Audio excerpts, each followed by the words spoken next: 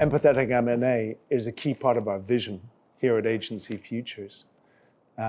Particularly since the pandemic, we've seen an acute focus on the human experience in agencies and in agency transactions. Yes, the strategic and the financial factors are obviously very, very important, but we really want to make sure that there's cultural compatibility. And we built processes around that. Yeah, that's right. And an example of that probably is the way that we adopt some of the new people frameworks that exist out there. And one that springs to mind is the Game Changer Index, which is a way of helping individuals understand where they're most energized for impact, and then to bring that into the team environment.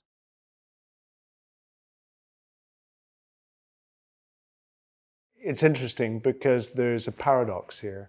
On one side, on a macroeconomic level, we're seeing the forces of globalization or the powers of globalization recede. But in an agency context, we're seeing more global deals than ever. And we've realized since the pandemic that we can both own and manage agencies, our own agencies, and agencies in other territories actually quite easily. So that's created an appetite for these cross-border deals. But going with that, there has to be an appreciation of cultures.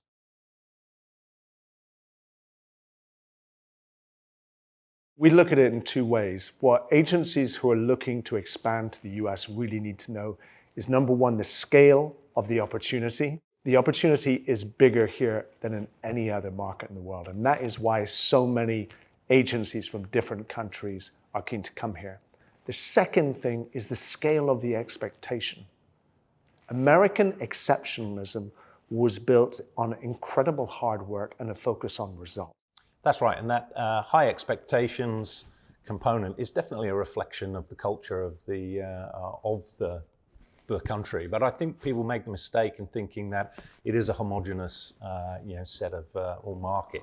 It is not. There are tremendous regional variations in both the consumer landscape, but also the agency marketplace across the country.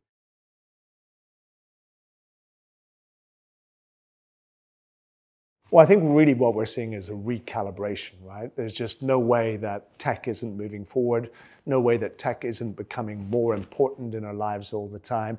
But we know that the tech space has been overblown. The valuations that were there, the money that was lent, the salaries that were paid, the working practices, the results of tech companies, the profitability, it wasn't good enough. So there will be a period of recalibration, but that in itself can be an opportunity.